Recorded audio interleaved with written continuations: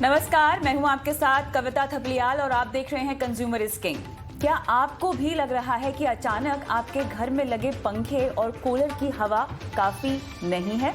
Full speed में चलाने के बावजूद भी गर्मी का एहसास नहीं जा रहा है? अगर हाँ, तो आप अकेले नहीं हैं और ये सिलसिला अभी लंबा चलने वाला है। दरअसल मौसम का मिजाज अचानक बदल गया है और गर्म हवाओं के थपेड़े लोगों को परेशान करने लगे हैं।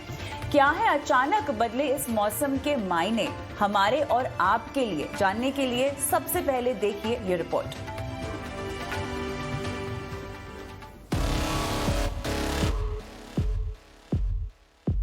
फरवरी को बीते हुए अभी वक्त भी नहीं गुजरा और मार्च शुरू हुए 2 हफ्ते हुए हैं, लेकिन मौसम का मिजाज ऐसा पलटा है कि लोग गर्मी के चलते पसीना पसीना हो रहे हैं। मार्च की तपिश इतनी बड़ी है कि मौसम विभाग को अलर्ट जारी करने पर मजबूर होना पड़ा। मौसम विभाग की ओर से आई खबर मुंबईकरों के लिए अच्छी नहीं है। मुंबई में पारा 38 डिग्री सेल्सियस को पार कर चुका है। सोमवार को मुंबई के कोलाबा इलाके में पारा 39.4 डिग्री और सांता क्रूज में 39.6 डिग्री सेल्सियस पर पहुंच चुका था। हीट वेव को लेकर मौसम विभाग ने मुंबई, ठाणे, पालघर और रायगढ़ के लिए ऑरेंज अलर्ट जारी किया है, जबकि 16 मार्च को इन जिलों के लिए येलो अलर्ट जारी किया गया है। यानी गर्मी का सितम लोगों को झुलसाने के लिए तैयार है। चिलचिलाती गर्मी का जो मौसम मई जून में दस्तक देता था, वो इस बार मार्च में ही लोगों पर सितम ढाने लगा है। मई जून में सूरज की तपिश कैसी होगी, इसका अंदाजा लगाया जा सकता है। मौसम विभाग ने लोगों को अभी से लू से बचने, जरूरत होने पर ही घर के बाहर निकलने और ज्यादातर वक्त घर में ही रहने की सलाह दी है। मौसम विभाग का कहना है कि गर्मी का ये सिलसिला जारी रहने वाला है, क्योंकि उत्तर पश्चिम भारत से आने वाली गर्म हवाओं के चलते समुद्री दिशा में चलने वाली हवाएं देरी से सेट हो रही हैं और आसमान भी खुला हुआ है। इसके चलते मुंबई का मौसम गर्म हो रहा है। जाहिर है गर्मी से बचने के लिए तैयारियां अभी से शुरू करनी होंगी, क्योंकि कुदरत आम और खास में कोई फर्क नहीं करती। गर्मी से शरीर में पानी की कमी, थकावट, कमजोरी, चक्कर आना, सिरदर्द, उल्टी, मांसपेशियों में ऐंठन जैसी दिक्कतें तो होती ही हैं। कभी कभी कई बार इंसान की जान भी जा सकती है। इसलिए जरूरी है कि हम और आप अभी से गर्मी से निपटने के लिए कमर कसकर तैयार हो जाएं। ईटी नाउ स्वदेश। जी हाँ, तो मौसम बदल चुका है और कुदरत के क्रोध से बचने के लिए जरूरी है कि हम अपनी तैयारी पूरी रखें। तो जानेंगे आज अपने शो में कि क्यों खतरनाक है गर्मी का इस कदर बढ़ना, साथ ही कैसे बचे कुदरत के क्रोध से। लू से बचने के लिए क्या करें, आपकी सेहत पर कैसा होगा गर्मी का असर। चलिए इन्हीं तमाम मुद्दों पर बात करने के लिए हमारे साथ खास मेहमान भी जुड़ गए हैं। हमारे साथ साइंटिस्ट एफ और head IMD Mumbai doctor Jayant Sarkar हैं, साथ ही specialist and head community health department Saint Stephenson hospital की डॉक्टर आभा मंगल हैं और फिटक्रू के फाउंडर प्रतीक सुधीर कुमार। आप सभी का स्वागत है हमारी इस खास पेशकश में। डॉक्टर जयंत, आपके पास आएंगे सबसे पहले, क्योंकि जिस भी तरह से हीट वेव के प्रेडिक्शन यहाँ पर किए जा रहे हैं, हमें ये जानना है कि आखिर इसके पीछे वजह क्या है। क्योंकि देखिए, हमें जो अमूमन गर्मी जब से भारी लगने पड़ती है, हम कहते हैं कि होली के बाद से गर्मी धीरे धीरे बढ़नी शुरू हो जाती है और अप्रैल मिड और मई में एक्चुअल प्रकोप गर्मी का हमें देखने को मिलता है। लेकिन अब की बार तो उससे कहीं पहले हम देख रहे हैं कि पारा इस कदर चढ़ गया है कि घर से बाहर निकलना मुश्किल हो गया है। ये हीट वेव के पीछे क्या कारण है?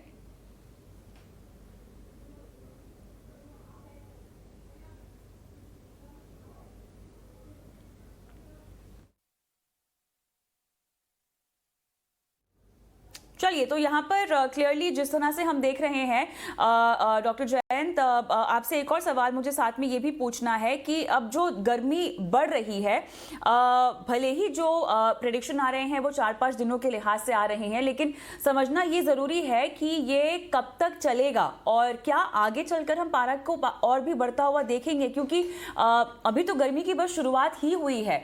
पिछले साल के मुकाबले क्या ये हीट वेव और बढ़ेगी, पारा और बढ़ेगा और गर्मी का प्रकोप अब की बार ज्यादा होगा? अगर अभी तक जो बिकॉज वी आर गिविंग हमारा जो फोरकास्ट है, हम 5 दिन में क्या होगा, that is your short and medium range level में आरएमसी मुंबई से हम फोरकास्ट दे रहे हैं। तो हमारा जो फोरकास्ट है, जो मंडे में जो फोरकास्ट था उसमें हम बताए थे कि अगले 3 दिनों के लिए होगा, सो 14, 15, 16। तो उसके हिसाब से हीट वेव भी दिखा गया है, खास करके this north Konkan and south Konkan area में। बट अभी टुडे इज डे 3 मतलब जो 14 के लिए फोरकास्ट किए थे, हम बताए थे कि 14, 15 एंड 16 के लिए हीट वेव रहेगा कोंकण एरिया में। तो from tomorrow onwards heat wave नहीं रहेगा, ये हम अगले 5 दिनों के लिए हम बता सकते। हम जो बता रहे हैं आपको अगले 5 दिनों का फोरकास्ट बता रहे हैं, and naturally temperature, high temperature you will सी, खास करके जो इंटीरियर पार्ट्स ऑफ महाराष्ट्र है, जैसे मान लीजिए मराठवाड़ा एरिया या नॉर्थ मध्य महाराष्ट्र एरिया या साउथ मध्य महाराष्ट्र एरिया या विदर्भ एरिया, उसमें तो आपको तो अप्रैल मई में काफ़ी गर्मी होता है। तो they are, you will see definitely lot of heat waves. चलिए, तो यहाँ पे चर्चा को आगे बढ़ाते हैं और जैसे कि 5 दिन का प्रेडिक्शन हुआ है, बताया डॉक्टर जयंत ने, अब इस 5 दिनों से तो केवल शुरुआत ही हो रही है, आगे गर्मी का मौसम भी हमें झेलना है। अब इसके लिहाज से क्या करना चाहिए, क्या तैयारी आपको करनी चाहिए, जानते हैं डॉक्टर आभा मंगल और प्रतीक कुमार से। तो आभा जी, आपके पास आऊँगी मैं। अचानक से हमने देखा कि सर्दी जो कि खत्म होने का नाम नहीं ले रही थी और अब अचानक से हीट वेव आ गई है। जो मौसम ने करवट ली है, इस कदर ली है कि 2 एक्सट्रीम हमें वेदर्स देखने को मिल गए हैं। होली के बाद से धीरे धीरे हम देखते हैं गर्मी बढ़ती है, लेकिन अचानक गर्मी पड़ रही है और इसकी वजह से जो है जो ट्रांजिशन के बीच में जो लोगों की तबीयत खराब होनी शुरू हो जाती है, जैसे कि हल्का बुखार आना शुरू हो जाता है, सर्दी जुकाम और बदन दर्द जैसी शिकायतें होती हैं वो आनी शुरू हो गई हैं। गर्मी इतनी है कि घर में भी अगर आप बैठे रहो आभा जी, तो आपके पैरों के नीचे जलन होती है, आपकी आंखों में जलन होती है। ये हीट वेव का आपकी हेल्थ पर किस तरह से बुरा असर पड़ सकता है, बताएं हमें। Thank you very much. बड़ा इम्पोर्टेंट सवाल है आपका। एक्चुअली होता क्या है, गर्मी के दिनों में हमारे शरीर से पसीने के रूप में बहुत सारा पानी निकलने लगता है, पर पानी का लॉस होने लगता है। और अगर हम इस पानी की आपूर्ति और अन्य तरल पदार्थ पीकर नहीं करते तो ये सब लक्षण जो आपने बताए, साथ ही कमजोरी होना, मांसपेशियों में दर्द होना और ये सब शुरू हो जाता है। और साथ ही चेंज ऑफ वेदर के साथ वायरल इन्फेक्शन और उन सब का भी थोड़ा जल्दी से वो इंसान को पकड़ लेते हैं, वो भी एक इशू रहता है। पर खासकर अगर गर्मी के प्रभाव को देखें तो हीट वेव की वजह से heat syncope, heat cramps, heat stroke, इन सब की भी संभावना बन जाती है। तो इसके बारे में और मैं आपको क्या बता सकती हूँ, एक्सट्रीम्स ऑफ एज में ये ज्यादा कॉमनली अफेक्ट करता है, जैसे कि बच्चों को, छोटे बच्चों को या बूढ़े लोगों को, या जिनको पहले से ही कोई क्रॉनिक डिजीज है या किसी लंबी बीमारी से जो लोग जूझ रहे हैं, इन लोगों को, या फिर जिन्हें मोटापा है, उन लोगों को ये बहुत जल्दी अफेक्ट करता है, जो कि फिजिकल इफेक्ट है हीट अलोन के बढ़ने से। नहीं, बिल्कुल, लेकिन यहाँ पे अलग अलग जब पारा चढ़ता है तो अलग अलग तरह की दिक्कतें, जैसे कि गर्म हवा का आना शुरू हो जाता है और खैर टेम्परेचर तो आपका बढ़ता ही बढ़ता है, लेकिन लोगों के खाने पीने में भी बदलाव आने शुरू हो जाते हैं। इन सब बातों पे हम आगे चलकर फोकस करेंगे, लेकिन प्रतीक जी, मुझे अब ये बताइए कि अब अचानक जैसे मौसम बदला है, आप अपनी डाइट को तो बदल नहीं सकते हैं। हर साल जब गर्मी बहुत ज़्यादा बढ़ जाती है तो हम कहते हैं कि आपको फ्लूइड्स लेने चाहिए ज़्यादा, जितना हो सके आप अपने पास ग्लूकोज, इलेक्ट्रॉल, इस तरह की एनर्जी बूस्टिंग ड्रिंक्स जो हैं उनका सेवन आपको ज़्यादा करना चाहिए। खासतौर से लिक्विड पे हम बहुत ज़्यादा फोकस करते हैं, लेकिन ये जो हीट वेव की हम बात कर रहे हैं, इसके लिए आपको किस तरह से अपनी डाइट में अब बदलाव लाने की ज़रूरत है, क्योंकि अभी तो शुरुआत है केवल गर्मियों की। डेफिनेटली। सो मैं ये कहना चाहूंगा कि जो ये ट्रेडिशनल माइंडसेट है हमारा कि हमको ग्लूकोज या स्पोर्ट्स ड्रिंक्स पीना चाहिए जब गर्मी बढ़ती है, ये बहुत ही गलत माइंडसेट है। In fact you should consume foods जिसमें ज्यादा वाटर कंटेंट है, rather than trying to have glucose rich और any kind of sports drink. वो आपको उस लेवल का रिप्लेनिश नहीं करेगा that is meant for a sports activity. तो बहुत लोग ये सोचते हैं कि हम लोग अगर स्पोर्ट्स ड्रिंक पी लेंगे तो हमारे इलेक्ट्रोलाइट्स बैलेंस हो जाएंगे, वो नहीं होता है वो लेवल पे। ऑल्दो ठीक है, I mean that should be your last resort but not your first resort, not your first solution. आपका पहला सोल्यूशन होना चाहिए to have foods like tomatoes which are high in water, foods like melons, leafy green vegetables, broccoli, cold soups, things that will actually give you antioxidants. ये चीजें ना आपकी body को antioxidants देंगे। These plants will help you cool down, आपके body का temperature regulate करेंगे। In fact अगर आप स्पाइसी फूड खाएंगे, वो स्पाइसी फूड से जो आप स्वेट करेंगे, उस स्वेटिंग से आपका पूरा बॉडी का टेम्परेचर रेगुलेट होगा। तो ये मानना कि हम लोग स्पोर्ट्स ड्रिंक पी लेंगे और उससे हमारा इलेक्ट्रोलाइट बैलेंस हो जाएगा, ये थोड़ा एक गलत इन्फॉर्मेशन है जो हमें मार्केटिंग के थ्रू बहुत सारा इन्फॉर्मेशन दिया गया है। बट या I would like to use your platform to create this awareness के आप ऐसे फूड्स खाइए जिसमें पानी ज्यादा हो, उससे आपका 90% प्रॉब्लम सॉल्व हो जाएगा। आप मॉडरेट टू मीडियम इंटेंसिटी के एक्सरसाइजेस कर सकते हैं, जिससे अगेन आपकी बॉडी स्वेट करेगी। जितना आपकी बॉडी स्वेट करेगी उतना वेल आपकी बॉडी क्लाइमेट के चेंजेस को एडजस्ट कर पाएगी। स्वेटिंग इज अ वे कि हमारी बॉडी क्लाइमेट चेंजेस और हीट के साथ डील करती है एंड कूल वेदर्स के साथ डील करती है। So because if you are able to stimulate that gland well, automatically आप आराम से गर्मी के साथ डील कर पाएंगे।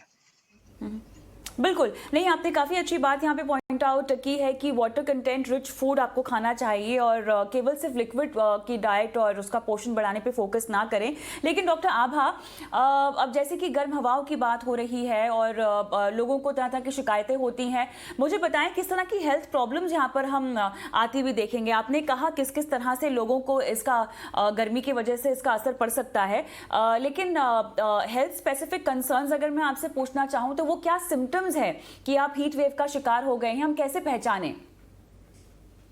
देखिए, जैसे हमारे शरीर से पानी ज्यादा मात्रा में निकलने लगता है पसीने के द्वारा, और पसीना बेसिकली वो मैकेनिज्म है जिससे बॉडी अपने टेम्परेचर को रेगुलेट करती है।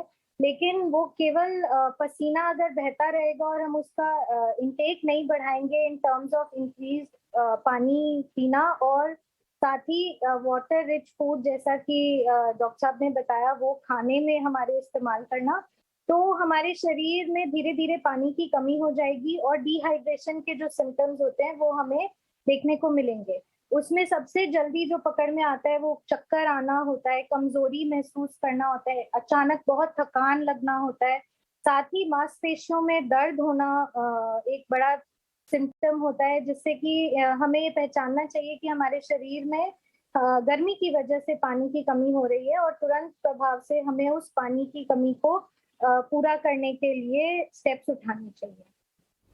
बिल्कुल सही कहा आपने। लेकिन अब इन सब से निपटने के लिए हमें अपने खाने के अलावा और कौन कौन सी बातों पर फोकस करना चाहिए डॉक्टर आभा? अगर मैं आपसे ही ये बात समझना चाहूँ, अलग अलग उम्र के लोगों पर इस हीट वेव का अलग अलग तरह से असर पड़ता है। जैसे कि आपने कुछ चीज़ें तो शुरुआत में ही गिना दी हमें, लेकिन हर किसी के लिए क्या सिम्टम्स एक जैसे होंगे हीट वेव के लिए? क्योंकि बहुत सारे लोग होते हैं जिन्हें ऑलरेडी बहुत सारी हेल्थ हिस्ट्री होती है, उनके लिए तो हीट वेव के दौरान एहतियात बरतना और भी ज्यादा जरूरी हो जाता है। देखिए, इसमें दो क्वेश्चंस हैं। एक तो ये कि क्या हर किसी को एक जैसे सिम्टम होंगे, तो नहीं, किसी को सिर में दर्द होगा, किसी को थकान लगेगी। ये तो हुए माइल्ड, जब आपको हीट स्ट्रोक वाली कंडीशन नहीं आई है, सिर्फ हीट फटीग या हीट क्रैम्प्स वाली कंडीशन होती है शुरुआती दौर में, जब गर्मी बढ़ने से जो दिक्कतें होना शुरू होती हैं। तो हर किसी को अलग अलग ढंग से प्रेजेंट कर सकता है ये, इसमें बिल्कुल सही कहा आपने।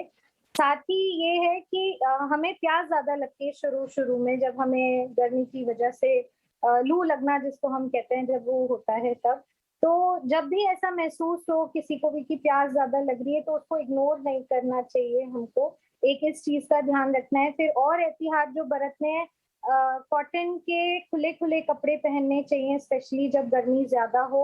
सुबह अर्ली मॉर्निंग में या लेट इवनिंग में बाहर निकलने का रखना चाहिए, जब तेज गर्मी और धूप का समय होता है। खास करके बच्चों को और बूढ़े लोगों को उस समय में घर से बाहर नहीं निकलना चाहिए। साथ ही अगर कोई और क्रॉनिक बीमारी है जिसकी की दवा आप ले रहे हैं, तो उन दवाओं को लेने का खास ध्यान रखना चाहिए, क्योंकि अक्सर ये सिम्टम्स ओवरलैप करते हैं, गर्मी लगने के, लू लगने के, और अगर बीपी शूट अप हो रहा है या कोई और तकलीफ हो रही है, तो हम नहीं चाहते कि वो कंफ्यूजन हो जाए कि क्या दिक्कत हो रही है उस समय। और साथ ही जैसा कि डॉक्टर साहब ने बताया कि मॉडरेट टू लाइट एक्सरसाइजेस करनी चाहिए इस दौरान में, क्योंकि बहुत ज्यादा सीवियर एक्सरसाइज करने से हीट स्ट्रोक के सीवियर कंडीशन के होने का ज्यादा खतरा बन जाता है। समझाया कि किस तरह का इम्पैक्ट पड़ सकता है, लेकिन डॉक्टर जयंत के पास एक बार फिर से मैं जाना चाहूंगी, क्योंकि वो हमें शुरुआत में समझा रहे थे कि आखिर इस हीट वेव का कारण क्या है और ये कितनी गहराई तक हम पर असर डाल सकता है। बताएं डॉक्टर जयंत। महाराष्ट्र का देखा जाए तो खास करके कोंकण रीजन का, तो कोंकण रीजन में ये मार्च महीने में होता है। If you see the past data also, so ये मतलब ये एक्सपेक्टेड है this kind of heat wave in the month of March, खास करके इन द कोंकण रीजन में। कोंकण रीजन में जैसे मान लीजिए अभी कम हो जाएगा, बिकॉज वी हैव टुडे हमारा जो फोरकास्ट है, हमने आज सिंपली नॉर्थ कोंकण में दिए है, नॉर्थ कोंकण में ओनली हीट वेव दिया है, एंड बाकी साउथ कोंकण या बाकी जगह में हीट वेव हमने हटा दिए है। तो आज का दिन रहेगा, उसके बाद चला जाएगा। बट ये एक्सपेक्टेड है, मार्च महीने में यूजुअली होता है, एंड ग्रेजुअली उसके बाद कम हो जाएगा। ये तो 4-5 दिन की बात हुई है, लेकिन मुझे बताएं कि आखिर किन किन राज्यों में हम देखेंगे हीट वेव का कहर ज़्यादा बढ़ता हुआ, और किन किन राज्यों को यहाँ पर जो पारा है वो बढ़ता हुआ देखेंगे, किस लेवल तक? अभी जो देखने को मिल रहा है, गुजरात में मिल रहा है, राजस्थान में, एंड देन ये सब एरिया मेनली वल्नरेबल है फॉर हीट वेव्स। आज हमने सांता क्रूज के लिए 37 दिए थे, तो अभी सांता क्रूज का मैक्सिमम टेम्परेचर आ गया है। सांता क्रूज का आज मैक्सिमम है 37.5, एंड कोलाबा में हुआ है 33 डिग्री सेल्सियस। ओके, सो हम एक्सपेक्ट करेंगे कि अगले 5 दिनों में टेम्परेचर लगभग ऐसे ही रहेगा सांता क्रूज में एंड कोलाबा में। तो प्रतीक, डाइट पे थोड़ा सा और फोकस करते हैं, क्योंकि फिटनेस तो खैर आपको ध्यान रखना ही पड़ेगा, लेकिन एहतियात भी बरतनी है आपको, और सबसे नेचुरल और सबसे बेस्ट तरीका ये है कि आप अपनी डाइट में कुछ इस तरह की चीज़ों को शामिल करें जिससे गर्मी का प्रकोप आपके ऊपर कम पड़े, है ना। तो आपने कहा कि वाटर बेस्ड इनटेक आपको ज़्यादा लेना है, लेकिन अगर मैं नॉर्मल खान पान की ही बात करूं, उसमें किस तरह से जो कूलिंग तत्व होते हैं खाने में उनको इंक्लूड करना चाहिए। कई सारे लोगों को हमने देखा, या रिपोर्ट्स भी अक्सर कहती हैं कि आपको सॉलिड्स में थोड़ी सी कमी कर देनी चाहिए। क्या ये सब चेंजेस अपनी डाइट में गर्मी को देखते हुए आपको करने चाहिए, या आपके मुताबिक एक मॉडरेट डाइट जिसमें कूल इम्पैक्ट वाले जो खाने होते हैं उनको शामिल करना चाहिए? ये अगेन बहुत ही सब्जेक्टिव है, बिकॉज हर एक इंसान की डाइटरी रिक्वायरमेंट बहुत यूनिक रहती है, बहुत ही डिफरेंट रहती है। सो कोई लोग हैं जो ज़्यादा खाना पसंद करते हैं, एक टाइम पे ज़्यादा खा सकते हैं, और कोई लोग हैं जो थोड़ा खा सकते हैं। तो उसके लिए हम लोग को एक अपना रूटीन समझना पड़ेगा कि आपका रूटीन में क्या बराबर बैठता है, क्या डिसिप्लिन आपके पास है, कि आप किस हिसाब से खाना खाते हैं। बट अगर आप सपोज एज आम जनता, या आप एवरेज पे देखेंगे, आम जनता अगर दिन में 4 मील करती है, जिसमें सबसे पहला मील ब्रेकफास्ट होता है, तो ब्रेकफास्ट में भी आप अपने मील्स को एकदम लाइट रख सकते हैं, जहां आप ज्यादा हैवी नहीं जाए, जहां आप जूसेस इंक्लूड कर सके जिसमें विटामिन सी हो, something like an orange juice और लाइम जूस। तो वो विटामिन सी भी आपको हेल्प करेगा, और वो लिक्विड आपको थोड़ा कूल डाउन करेगा, that will help you out. Lunch में you should have a water based sabzi, जैसे लौकी हो गई, घिया हो गया, दूधी हो गया। ये सब पानी के कंटेंट इसमें बहुत हाई होता है। Tomatoes are 94% of water, so these things will really help you out. तो ऑटोमेटिकली आपके बॉडी का जो वाटर कंटेंट है, the amount of water that you are consuming is going to be nice.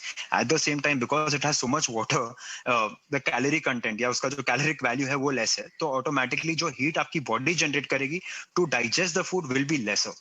So that will also help you out.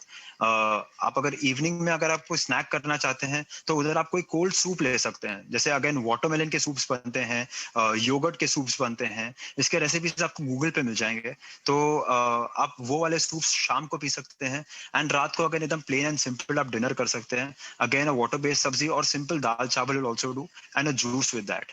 सो एकदम ही simple normal staple diet में भी आप छोटे से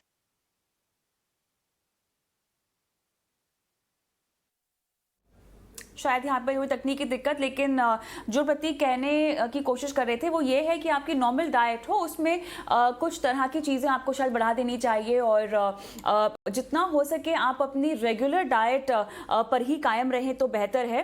प्रतीक जुड़ेंगे तो उनसे हम ये भी जानना चाहेंगे कि जो फिटनेस फ्रीक लोग हैं वो कैसे अपनी वर्कआउट को और अपने खान पान को बैलेंस कर सकते हैं इस बढ़ती हुई गर्मी के साथ। लेकिन चलिए डॉक्टर आभा से बात करना चाहती हूँ मैं अब। डॉक्टर आभा, कहीं ना कहीं हमने देखा है कि महामारी के बाद अब जब चीज़ें खुलने लगी हैं तो लोग थोड़ा सा कंप्लेसेंट होते भी दिखाई दे रहे हैं। जिन्हें ऑलरेडी कोविड हो चुका है या पोस्ट कोविड कॉम्प्लिकेशंस वाले जितने भी लोग हैं, उन्हें क्या खास ध्यान रखना होगा इस हीट वेव के दौरान? हाँ बिल्कुल। एक्चुअली तो हीट वेव के दौरान खतरा सभी को है, हीट वेव का असर सभी पे पड़ेगा। पर हाँ जी, कोविड से जो जूझ चुका है या जिनको लॉन्ग कोविड के सिम्टम्स हैं, उनको ऑलरेडी सांस लेने में तकलीफ काफी लंबे समय से चल रही है, ऐसे सिम्टम्स देखने को मिल रहे हैं। साथ ही उनके शरीर में वैसे ही रोग से वो लड़ रहे हैं, तो एक कॉम्पेंसेशन की जो शक्ति होती है वो ऑलरेडी अपने चरम पे काम कर ही रही है। ऐसे में उनको खास ये प्रिकॉशंस का ध्यान रखना चाहिए कि जहां तक हो सके एक्सट्रीम्स ऑफ गर्मी वाला टाइम जो होता है, एकदम तेज गर्मी वाला दोपहर का समय, वो अवॉइड करें। बाहर जाना, अगर बाहर निकलना ही पड़ रहा है तो कुछ ना कुछ अपने संग लेकर जाए, जैसे कि छतरी का इस्तेमाल कर सकते हैं, अपने सिर को कवर करने के लिए कैप्स का इस्तेमाल कर सकते हैं। साथ ही अगर वो बाहर निकले हैं तो अपने साथ पीने का पानी या ORS का सॉल्यूशन साथ रखें, थोड़ी थोड़ी देर में अपने आप को हाइड्रेट करते रहें।